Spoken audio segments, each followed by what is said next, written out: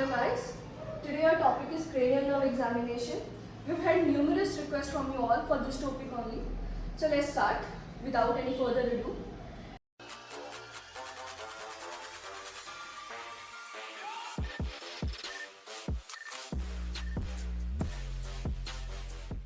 Okay, so we have 12 cranial nerves in total, which nuclei of which are established in your brain. Okay, and majorly they supply your head and neck part only, not the peripheral part, your head and neck part only.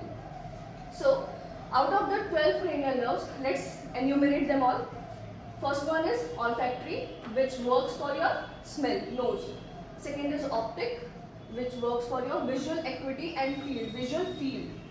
Okay. The third one is oculomotor, which works for your eyelid movement and pupil constriction. Third one is your trochlear and abducens. The sixth one, they combinedly work for your eyeball movement. Okay. The fifth one, which we left, that is for chewing and facial sensation, sensory. So it is chewing and sensation, motor and sensory, both. Right? Next is the seventh, facial, which works for your facial expressions like smiling, crying, sad, happy. Okay. The next one is your vestibulocochlear. This one works for your hearing and balance. Vestibular and cochlear, two parts. Vestibular part, the balance part, and cochlear part, the hearing part. Next is glossopharyngeal. This works for your gagging and swallowing. The swallowing and gagging. Vagus works in accordance with the glossopharyngeal. This works for gag reflex. Okay, majorly it supplies the baroreceptors of the heart and maintains the rhythm. But how we check it? This is by the gag reflex. Now next is accessory. This works for shrugging movement. It has two parts, cranial and spinal part. So we check it by the shrugging movement of shoulders. Okay. The last one is hypoglossal, which we check by the tongue movement. Right. So these are the 12 nerves, and this is their actions and functions. Right. This I have mentioned. You can see the S is for sensory, M is for mixed, and B is for both. Sorry, M is for motor, and B is for both. Okay. So we should start with the practical part of it. Okay. So for the practical aspect, हम क्या करेंगे? पहली nerve, olfactory nerve के लिए हम sense of smell कैसे check करेंगे? मैंने एक कॉटन बॉल ली है, ठीक है? वेरियस कॉटन बॉल्स आप ले सकते हैं. इसे मैंने ब्लैक कॉफी में डिप किया है. अब आपको एक चीज़ का ध्यान रखना है कि आप बहुत ज़्यादा एग्रेवेटिंग स्मेल यूज़ ना करें और कुछ ऐसा ना लें जिससे कि पेशेंट एलर्जिक हो, जैसे कि पॉलन, डस्ट या इस तरह की कोई चीज़ ना आए. तो अब ये मैंने कॉफ़ी में डिप करी है, ये मैं पेशेंट के नाक के सामने रखूँगी और उससे पूछूंगी कि क्या वो उसको स्मेल कर पा रहा है. यहाँ पर मैंने आपको बताने के लिए बता दिया है कि हाँ ये कॉफ़ी में डिप करा हुआ है, बट जब आप पेशेंट के साथ परफॉर्म कर रहे हैं तो उसे नहीं पता होना चाहिए कि जो स्मेल आप उसको सुंघा रहे हैं वो किस चीज़ की है. Right. Okay. So what you do is, can you smell this? Yes. Okay. ठीक है. इस तरह से आप 2-3 चीज़ों को डिप करके 3 बार आप कम से कम इसे परफॉर्म करेंगे. ठीक है. तो ये थी पहली चीज़. Okay. Now for the second nerve, optic nerve, visual activity and field. Visual field में हम क्या करते हैं? हम एक स्नेलन चार्ट यूज करते हैं. Snellen chart. ठीक है. आपने देखा होगा डॉक्टर्स के यहाँ जिसमें कि वर्ड्स, लेटर्स लिखे रहते हैं, अल्फाबेट्स बड़े बड़े, फिर उसके बाद वो धीरे धीरे लाइन बाय लाइन छोटे होते आते हैं. तो आप पेशेंट को क्या करोगे? सबसे ऊपर वाले वर्ड से शुरू करने बोलोगे और उसके बाद धीरे धीरे छोटे वर्ड्स तक पढ़ने के लिए आप बोलते हैं. आप चार्ट को कम से कम 6 मीटर की दूरी पर रखते हैं पेशेंट से. Okay. So I am going to go back and he will read.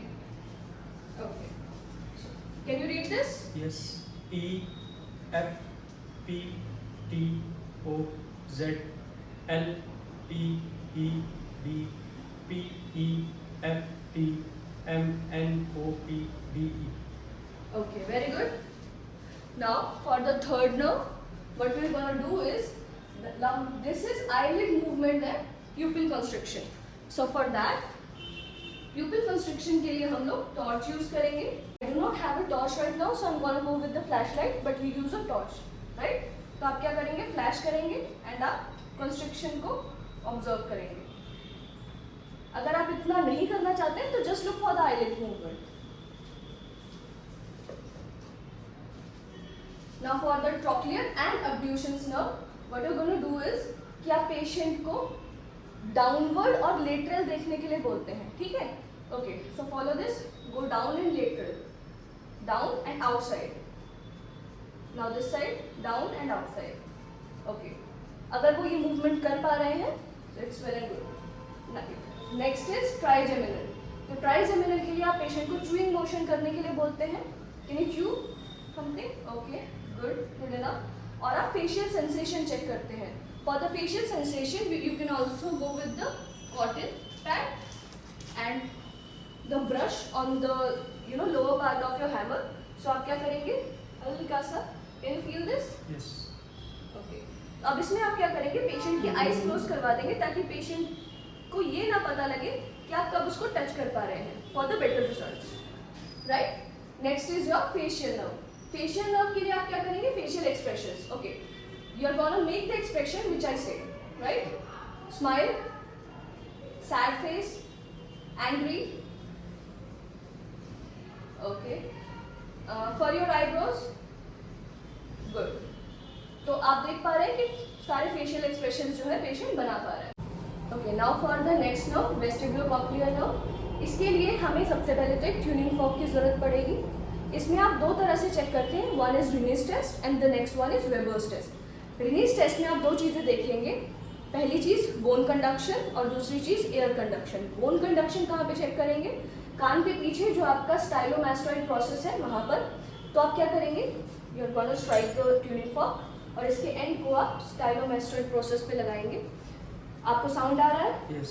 Okay, अब इसको कान के पास लेकर के आएंगे. Yes. साउंड आ रहा है? Yes. गुड.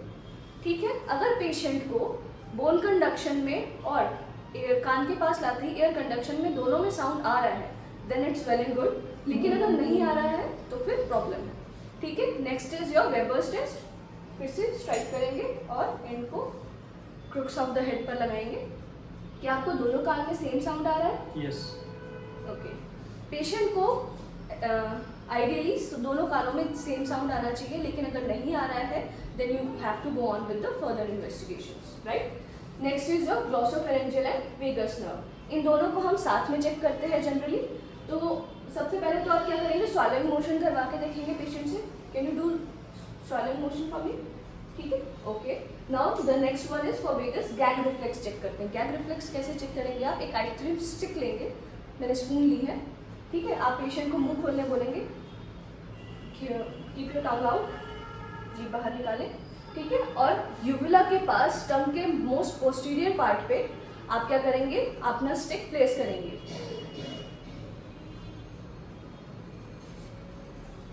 हाँ, अगर पेशेंट गैगिंग मोशन या गैगिंग साउंड करता है then his gag reflex is active and it is fine. Next is your accessory nerve. इसके लिए हम पेशेंट से श्रगिंग मोशन करवाते हैं. Shrug your shoulders up. Good enough. Patient shrug कर पा रहे हैं तो उनकी एक्सेसरी नर्व फाइंड. अब नेक्स्ट के लिए हाइपोग्लॉसल के लिए आप टंग मूवमेंट करवाएंगे पेशेंट से. अपनी जीभ बाहर निकालिए. Take it up, down, sideways, other side. Okay, this is good enough. तो ये था आपका क्रेनियल नर्व एग्जामिनेशन. ये सारे के सारे एग्जामिनेशन आप कब करेंगे? जब किसी भी पेशेंट को कोई न्यूरोलॉजिकल डिसऑर्डर होगा. न्यूरोलॉजिकल डिसऑर्डर जैसे कि स्ट्रोक हो गया, ट्रॉमेटिक ब्रेन इंजरी हो गई, आपकी SCI हो गई, स्पाइनल कॉर्ड इंजरी हो गई, पार्किंसंस हो गया, या फिर पर्टिकुलर क्रेनियल नर्व की इंजरीज हो सकती हैं जैसे कि फेशियल नर्व पाल्सी हो गई, ट्राइजेमिनल न्यूरैल्जिया हो गया, या हियरिंग में कोई प्रॉब्लम आ रही है, बैलेंस में कोई प्रॉब्लम आ रही है. तो इस सब के लिए आप क्रेनियल नर्व एग्जामिनेशन करवा सकते हैं, राइट. आई होप आपको सब कुछ समझ में आ गया हो, और अगर नहीं आया है, कोई भी डाउट है तो आप कमेंट सेक्शन में हमसे पूछ सकते हैं. Thank you.